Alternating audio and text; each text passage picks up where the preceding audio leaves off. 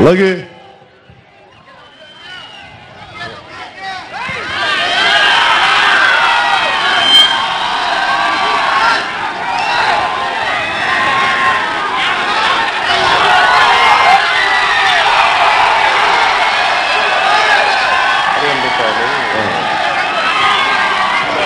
నేను మీకు చూడడానికి నేను పెద్ద యాక్టర్లా కనిపించొచ్చేమో కానీ నేను బాగా చిన్న కుటుంబాల నుంచి కదా. మా పెద్దనాన్న పిల్లలు కానీ, మా అమ్మ సైడ్ బంధువులు కానీ, అటు నెల్లూరులో లేదంటే మా నాన్న వాళ్ళ బంధువులు కానీ, ఇటున్న మన బంధువులు కానీ ఎవరు బాగా డబ్బున్న వాళ్ళు ఎవరు లేరు. కొద్దిమంది ఉన్నారేమో కానీ మా సహజంగా మా నాన్న బంధువులు వీళ్ళందరూ చిన్న చిరు వ్యాపారం, చిన్న కూరగాయల కొట్లు పెట్టుకునేవాళ్ళు, లేదంటే చిన్న తోపుడు బండ్లు ఉండేవాళ్ళు మా బంధువులు ఉంటారు. ఆ కష్టాలు నాకు తెలుసు, మా ఇళ్ళలో ఎలా ఉండేవి. ఇప్పటికీ మా పెద్దనాన్న కూతురు చిన్నపాటి కూరగాయల బండి ఉంటుంది, కూరగాయల కొట్టు పెట్టుకొని ఉంటుంది, బండి కూరగాయల కొట్టు. సో నాకు ఇప్పుడు అనిపిస్తుంది, రోడ్డు మీద వెళ్తున్నప్పుడు ఒకసారి కోర్టు ఉత్తర్వులు జారీ చేశారు, ఫుట్పాత్ వ్యాపారులు ఇక్కడ తీసేయండి అని. ప్రతి వ్యాపారం తీసేయంటే భారతదేశం ఇంతమందికి మనకు ఉపాధి అవకాశాలు కల్పించాలంటే చాలా కష్టమైన పరిస్థితులు. అందుకని ఫుట్పాత్ వ్యాపారులు కానీ చిరు వ్యాపారులు నా మనసులో చాలా ప్రత్యేకమైన స్థానం ఉంటుంది. అలాంటి చిరు వ్యాపారులకి, ప్రత్యేక వ్యాపారులకి అంటే కాల్ మనీ అని రకరకాల, మీరు 100 రూపాయలు తీసుకొని సాయంత్రానికి మళ్ళీ 110 రూపాయలు కట్టే పరిస్థితులు పోవాలని కోరుకుంటున్నాను. అందుకని ప్రభుత్వం నుంచే, ప్రభుత్వం అండగా ఉండే సపోర్ట్ చేసే బ్యాంకుల నుంచి ప్రతి చిన్న వ్యాపారికి 5,000 రూపాయల నుంచి 10,000 రూపాయలు అత్యంత పావలా వడ్డీ కానీ, మీకు ఇంకొంచెం ఎక్కువ ఒక 50 పైసలు వడ్డీ, నాకు తెలిసి అలాంటి తక్కువ రుణపు సదుపాయం మీరు ఎన్నిసార్లు కావాలంటే అప్పు తీర్చి మళ్ళీ కొత్త అప్పు తీసుకునేలాగా మీకు చిన్న వ్యాపారులకి 10,000 రూపాయలు పావలా వడ్డీతో మీకు అండగా ఉంటామని చిన్న వ్యాపారులకు నేను తెలియజేసుకుంటా ఉన్నాను. ఎందుకంటే నేను సమాజంలో కోటీశ్వరులు కాదు, డబ్బున్న వాళ్ళు కాదు, చిన్నపాటి వ్యాపారులు చాలా బతకాలి, ఎవ్వరి ఇబ్బంది పెట్టకూడదు. వారిని పోలీస్ శాఖ వారు కానీ, మున్సిపల్ శాఖ వారు కానీ ఇబ్బంది పెట్టకుండా తీసుకునే చర్యలు మీకు మీ భవిష్యత్తుకి మీ వ్యాపారం చేసుకోవడం ఇబ్బంది కలిగిన పరిస్థితులన్నీ జనసేన ప్రభుత్వం తీసుకొస్తున్న చిరు వ్యాపారులందరికీ నేను అనకాపల్లి సభ మీ అందరికీ తెలియజేసుకుంటా ఉన్నాను. అలాగే మా అమ్మ ఒకసారి మన బంగారు నగలు ఎలా చూస్తామంటే కష్టాలు వచ్చినప్పుడు అమ్ముకోవడానికి, కష్టాలు వచ్చిన కుదువ పెట్టి డబ్బులు తీసుకోవడం కానీ. నేను చాలాసార్లు మా అమ్మని చూసేవాడిని. ఒకసారి మమ్మల్ని చదివించడానికి సంవత్సరం ఫీజులు ఎక్కువ ఉంటే మా అమ్మ నాకు 2 గాజులు తక్కువ పెడితే ఒకసారి ఆ గాజులు తెచ్చుకోలేకపోయాను, ఎప్పుడో వాళ్ళ అమ్మగారు ఇచ్చిన గాజులు. అందుకే నాకు అనిపించేది పాపం అమ్మ ఎందుకలా చేస్తాను, అలా చాలా కష్టాలు చూస్తూ ఉండేవాడు. అందుకని మేము నిర్ణయించుకుంది, బంగారు నగలు మీరు తాకట్టు పెట్టాలంటే ఎక్కువ వడ్డీలతో కాకుండా అది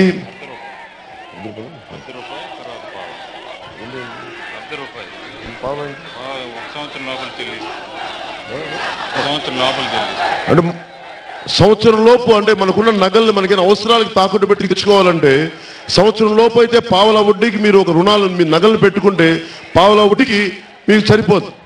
లేదు సంవత్సరం దాటేదానికి 10 రూపాయలు వడ్డీ పెట్టండి. అంతకు మించి బంగారం ఎవరి దగ్గర కుదవ పెట్టి మళ్ళీ మనం తెచ్చుకునే పరిస్థితులు లేకుండా అత్యంత తక్కువ వడ్డీతోటి మీరు బంగారం అనేది మనకి ఆసరాగా ఉండి తిరిగి మన నగలు మనకు వచ్చేలాంటి రుణ సదుపాయాన్ని పావలాకి కానీ 10 రూపాయకి కానీ సంవత్సరం దాటి 10 రూపాయలు వడ్డీకి అంతమించి పెరగకుండా అలాంటి రుణ సదుపాయాన్ని ప్రతి సామాన్య కుటుంబీకులందరికీ జనసేన ప్రభుత్వం రాగానే దాన్ని ముందుకు తీసుకెళ్తున్న పథకాన్ని.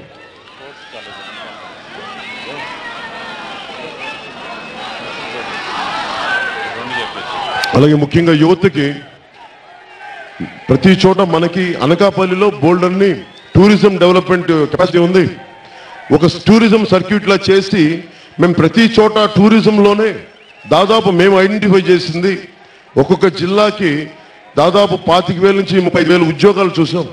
అలాగే మన అనకాపల్లి నియోజకవర్గానికి సంబంధించి మనకి శారదా నదిని కానీ చక్కటి టూరిజం కేంద్రంగా చేసి చక్కటి రోడ్లుగా నిర్మించి, అలాగే మనకున్న క్షేత్రాలన్నింటినీ సరిగ్గా చేయగలిగితే దాదాపు మేము ఒక 15,000 ఉద్యోగాలు దాకా టూరిజం సెక్టార్లో చూసాం, ప్రత్యక్షంగా పరోక్షంగా. అందుకని ఉపాధికి దాదాపు మన అనకాపల్లి నియోజకవర్గానికి 15,000 ఉద్యోగ అవకాశాలు కల్పించే స్థితి మేము ప్రత్యేకించి మేము జనసేన ప్రభుత్వం తీసుకొస్తాం. అలాగే యువతకి చాలా మంది నన్ను మాట్లాడుతూ ఉంటారు, జనసేనకు వచ్చే యువత మీరు బైకులు తీసుకొని నడుపుతూ ఉంటారంటే, ఏ రోజు ఎవరు కూడా భారతదేశంలో ఈ మధ్యన అందరూ ఒక పదం వాడుతూ ఉన్నారు, డెమోగ్రఫిక్ డివిడెండ్ అని చెప్పి. డెమోగ్రఫిక్ డివిడెండ్ అనే పదానికి మనకి తేలిగ్గా అర్థం చేసుకోవాలంటే, ఎక్కువ మంది పనిచేసే వయసు ఉన్న వాళ్ళు ఉండటం, ఎక్కువ మంది యువత ఉండటం, అది దేశానికి నిర్మాణానికి బాగా పనిచేస్తాను. కానీ ఆ యువతకు పని ఇవ్వకపోతే ఏం చేస్తారు? అది దేశానికి ఒకలాంటి అస్థిరత క్రియేట్ చేస్తుంది. ఇంతమంది యువత వచ్చి ఈ రోజున బలంగా మాట్లాడి మార్పు కోరుకుంటున్నారంటే, నిజంగా ఉపాధి అవకాశాలు కానీ, ఉద్యోగ అవకాశాలు కానీ, తెలుగుదేశం ప్రభుత్వం కానీ, భారతీయ జనతా పార్టీ ప్రభుత్వం కానీ దానికి ఇవ్వాల్సిన విధంగా వాళ్ళకి ప్రతిపక్షంలో పోరాటం చేయాల్సిన వైసీపీ కానీ చేసిన ఉంటే ఈ రోజున జనసేనకి ఇంతమంది యువత వచ్చే అవసరమే ఉండేది కాదు. అలాగే రైల్వే జోన్ ఉంది. రైల్వే జోన్ మీరు ఆఖరిలోనా మీరు ఇచ్చేది? 3 నెలల ముందా మీరు ఇచ్చేది? ఇన్ని సంవత్సరాలు చేతులు కట్టుకొని కూర్చున్నారా మీరు? ఇంతమంది ఎంపీలు ఉండి, ప్రభుత్వం ఉండి, అంటే ఉద్యోగ అవకాశాలు, ఉపాధి అవకాశాలు ప్రత్యక్షంగా పరోక్షంగా 1,00,000 ఉద్యోగాలు పైన వస్తాయి. అది కూడా మనకి ఓన్లీ మనకి ప్రయాణికులు ఇచ్చారు కానీ మళ్ళీ మనకి లగేజ్ ఇవ్వలేదు. ఆ పరిస్థితులు కూడా ఇవన్నీ కాకుండా మేము ఆలోచిస్తుంది, ఉపాధి అవకాశాలు రావాలంటే మనకి ఖచ్చితంగా అన్ని రకాల రంగాల్లో యువతను ముందుకు తీసుకెళ్ళాలి. మీకు స్కిల్ డెవలప్మెంట్ చేయించాలి. మీకు పరిశ్రమ స్థానికంగా ఏ పరిశ్రమలు పెట్టినా 50% ఉద్యోగాలు స్థానికంగా ఉండే యువతకి ఇచ్చేలా బలమైన కట్టుదిట్టమైన చట్టాలను తీసుకొస్తాం. అలాగే ఒకవేళ స్కిల్ డెవలప్మెంట్ మీకు లేకపోతే ఆ పరిశ్రమలు తగ్గట్టుగా ఆ స్కిల్ మీకు ఇచ్చి, ఆ ఒకవేళ మీకు వచ్చే వరకు ప్రభుత్వం మీకు ఒకలాంటి వృత్తి సౌకర్యం కల్పించి, మీకు కొంత డబ్బులు ఇచ్చి మీరు ఆ స్కిల్ నేర్చుకునే వారు మీకు అండగా ఉండి ఉద్యోగాలు బయట వారికి వెళ్లకుండా మేము చూసుకునే బాధ్యత జనసేన ప్రభుత్వం తీసుకుంటాం. అలాగే నాకు చాలా కోరిక ఏంటంటే, బలమైన యువత ఉండాలి. A strong mind in a strong body అంటారు. అలాగా అనకాపల్లి కోరుకుంటుంది ఒక బలమైన స్పోర్ట్స్ కాలేజ్ని ఇక్కడ ఎస్టాబ్లిష్ చేసే బాధ్యత జనం తీసుకుంటాం. ఈరోజు మీరు అందరినీ చూడండి, 2019 ఇది ఒకటే చెప్తున్నాను అందరికీ, ఇది 2009 కాదు, 2019.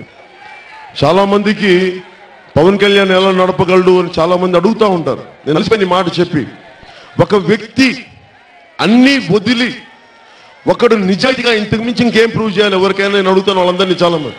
ఇంకెలా ఉండాలి? ఒకడు వదిలి, ఇల్లు వాకిలి వదిలి, నిన్న నాకు తెలియదు, నా ఇల్లు నేను రాలేనని చెప్పి గృహప్రవేశం చేశారు నిన్న ఉగాది రోజున.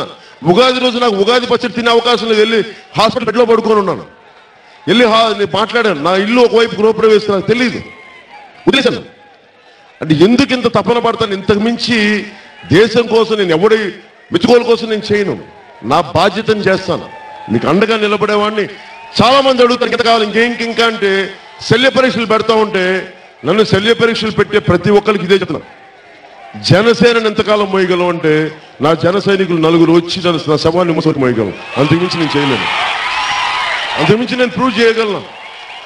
ఎందుకంటే అందరికీ నేను పనిచేసేవాడిని, నేను పారిపోయేవాడిని కాదు, అండగా ఉండేవాడిని, వెళ్ళి పాదయాత్రలు చేసేవాడిని కాదు, సమస్య వచ్చేవాడిని. జగన్మోహన్ రెడ్డి గారు కూర్చోబెట్టి ఓ మాట్లాడటం కాదు. ఈరోజు జగన్మోహన్ రెడ్డి గారు స్పెషల్ కేటగిరీ స్టేటస్ గురించి అని మాట్లాడుతున్నారు. తెలంగాణ ప్రభుత్వం అండగా ఉంటుందని చెప్తున్నారు కదా. కేసీఆర్ గారు ఈయన ఫ్రెండ్ అంటున్నారు కదా. కేసీఆర్ గారిని చెప్పండి, ఒక స్టేట్మెంట్ ఇమ్మని చెప్పండి.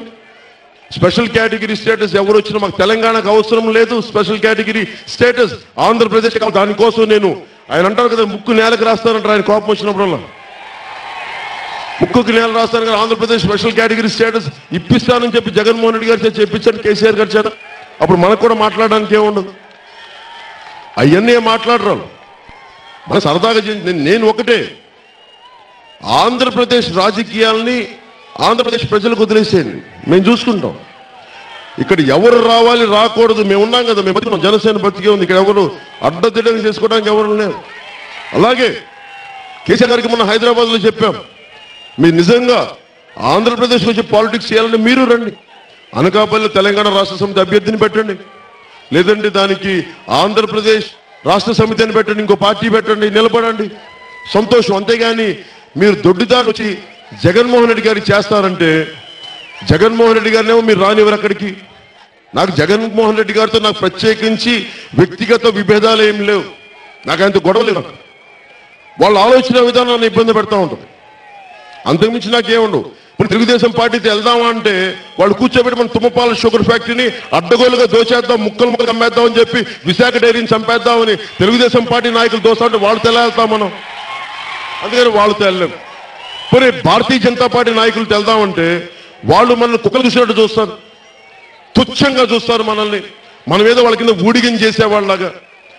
ఇదే అనకాపల్లికి పవన్ కళ్యాణ్ కావాల్సి వచ్చినప్పుడే వాళ్ళు పల్లకీలు మోయాలి, వాళ్ళకి పని చేయమంటే ఉమ్మేస్తారు. అయ్యా మాకు కొంచెం పని చేసి పెట్టండి, ఉమ్మేసి పెడతారు. ఏం అడుగుతాం మనం? పవన్ కళ్యాణ్కి అన్నం కావాలా? నాకేమన్నా మీ దయాదక్షిణల మీద ఆధారపడేమన్నా, అరే మాకు స్పెషల్ కేటగిరీ సర్టిఫికెట్ అంటే తీసుకెళ్లి ఉమ్మేశారు మన చేతి మీద. అది వాళ్ళు చేసింది భారతీయ జనతా పార్టీ నాయకులు. ప్రధానమంత్రి గారే కాదన్నాం, ఎంతకాలం భయపడతాం ప్రధానమంత్రి గారంటే? మీరెవరు దిగొచ్చారా మీరు రోజు? అరే మిమ్మల్ని ప్రేమించి మిమ్మల్ని ఎన్నుకుంటే మమ్మల్ని మీరు భయపెట్టి పరిస్థితి ఎలా? ఎంతకాలం భయపడతాం మనిషికి? కేసీఆర్ గారికి భయపడి, చంద్రబాబు గారికి భయపడి, జగన్మోహన్ రెడ్డి గారికి భయపడి, మోదీ గారికి భయపడి ఎంతకాలం భయపడి చేస్తాం మనం? విసుగు నాకు భయపడి బతకడం. చిన్న మనుషులమే, చిన్న ఉద్యోగాలు చేసుకునే వాళ్ళమే. ప్రతి ఒక్కరికి ఎక్కడ భయపడతాం? ఎమ్మెల్యేకి భయపడి, ఆ ఎమ్మెల్యే కొడుక్కి భయపడి, ఎమ్మెల్యే బాంబర్తికి భయపడి ఏం మాట్లాడతాం? మారాలిది, విసిగితాం, మారాలి. ఆ మార్పు కోసమే వచ్చాం. ఆ మార్పు ఎలా ఉంటే సగటు మనిషి మన సమాజంలో బతికేవాడు అవ్వాలి. సగటు మనిషికి అవినీతి తాకూడదు. సగటు మనిషికి ఒక ఆడబిడ్డ రాత్రిపూట బయట పడుకుంటే ఎవడో ఎమ్మెల్యే కొడుకొచ్చి ఎక్కి రేపు చేసే పరిస్థితులు ఉండకూడదు. అది నేను కోరుకుంటున్నాను. ఎమ్మెల్యే కొడుకు కదా అని చెప్పి ఒక ఆడబిడ్డ, ఒక ఆడపడుచు పడుకుంటే వచ్చి చెయ్యేసేంత నీచపు సంస్కారం పోవాలి. అలాంటి మార్పు రావాలి, అలాంటి సమాజం రావాలి నేను కోరుకుంటున్నాను.